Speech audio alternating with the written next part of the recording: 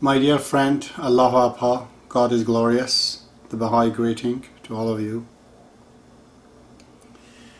Today was the last day of fasting, and it's 20th right now. Time is 11:30.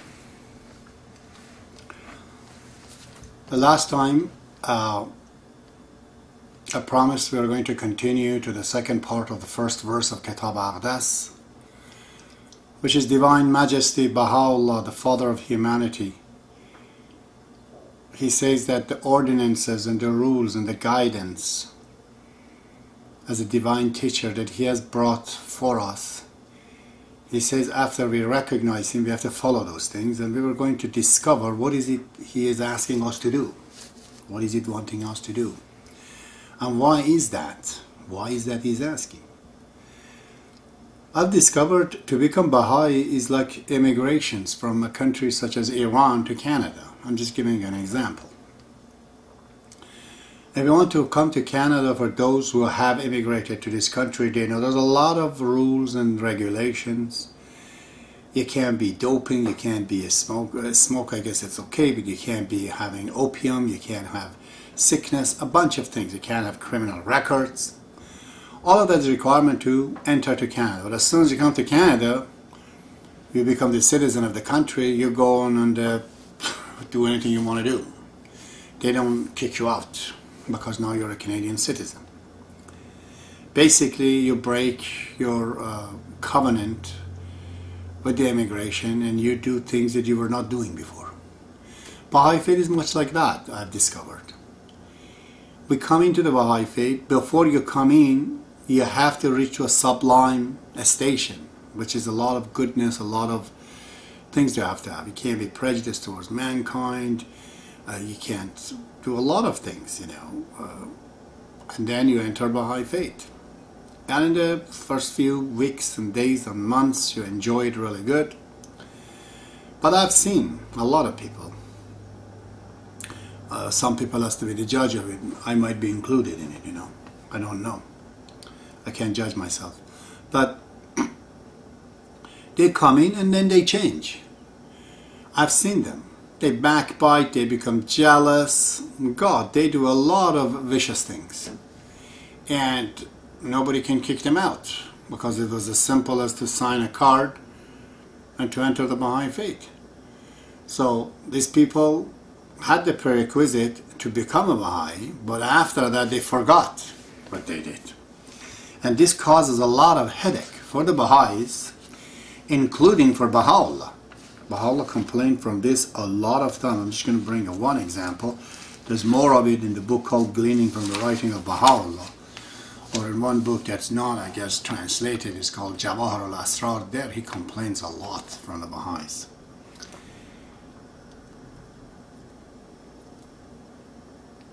It says in one of the tablets, the tablet of splendor, it says, we enjoined the people to do what is meet and seemly, and yet they have committed such thing as have caused my heart and my pen to lament.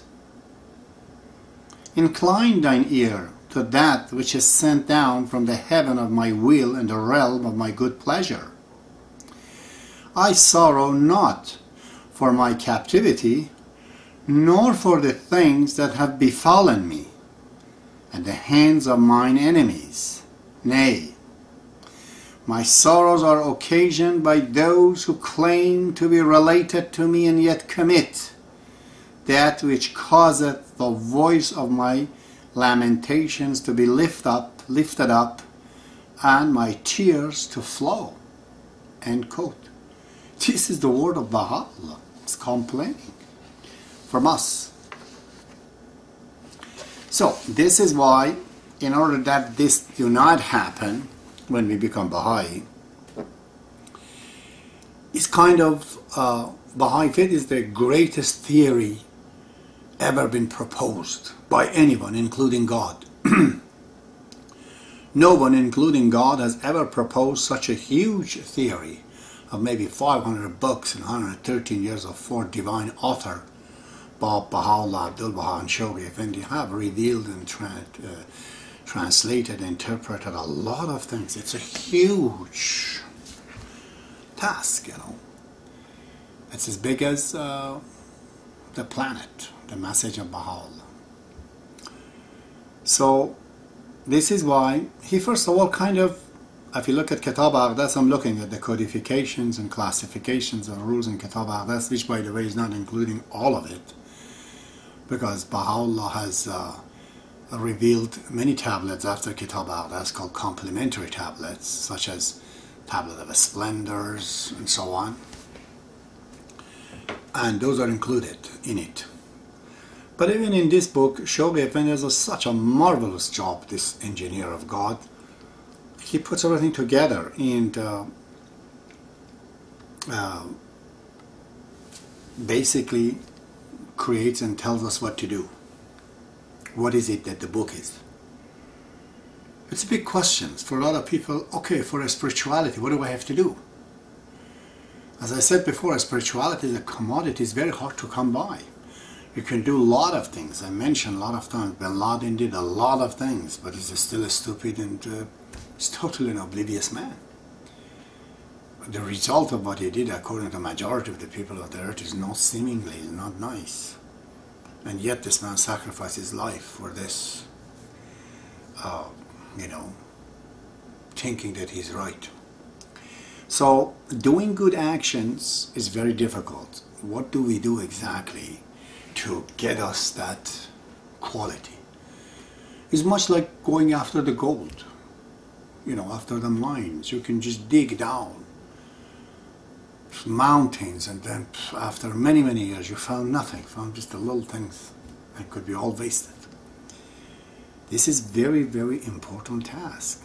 People said, oh, spirituality is to give, to serve, to do this and that and that. Sure, it might be, but in fact it doesn't work. So how do we get that? I'm talking the spiritual quality that creates an understanding to us that we become really much more superior than who we are. It creates a spirit in us far different from being just a human. Just like we have animal, you know, qualities in us, and the human, the spirit of faith, Baha'u'llah says, Abdul Baha actually says in the Some Answered Question, is as different. The same distance between human and animal is the distance between a true believer of God and an ordinary man. An ordinary human being is just like an animal compared to the one that who has reached to that highest peak of understanding. That is what I mean. And for that, this Kitab Aqdas and the rules and ordinance of Baha'u'llah is created. And it's very special to understand this. He has invented, just like missionaries. You know, some people get the shovel and the peak and they try to dig down the land and this and that, and somebody comes and invents this huge, you know, drill and the machineries that it can do the task so easily and so big. These rules and the ordinance of Baha'u'llah is like that.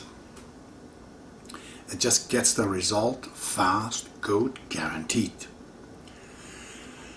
So in entire Baha'i faith, I've written a few notes for myself to bring it up.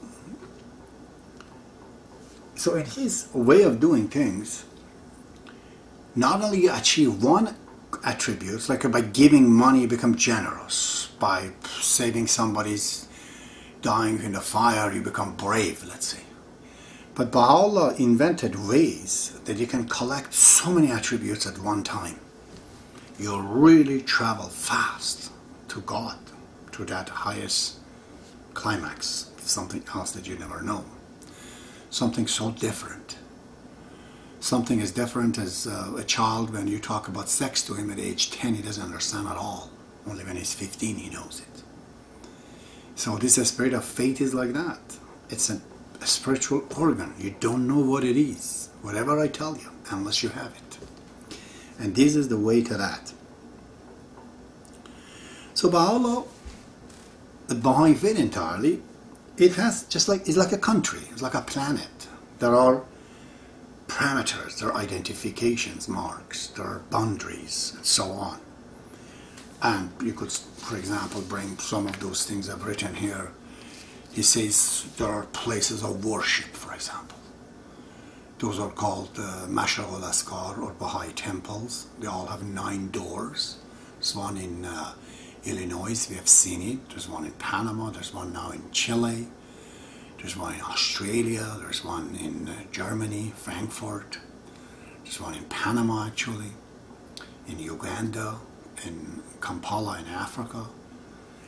So the Baha'i temples have 9 doors for 9 different religions, they say.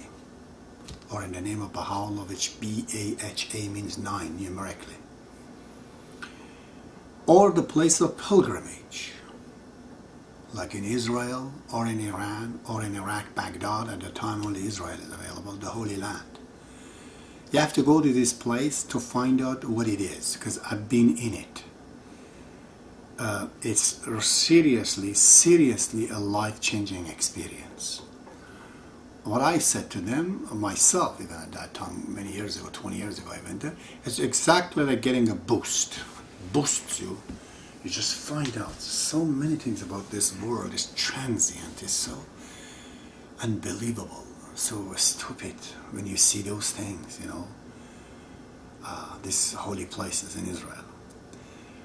So there are things like that. For example, there's Baha'i festivals. There's 9 days in the Baha'i faith. It's, you know, forbidden to work. There are festivals, you know, the day of the proclamation of Baha'u'llah. Today is the Nowruz, the new day, the Baha'i festival, the first day of the spring. Which Baha'u'llah, he says that it's a natural thing.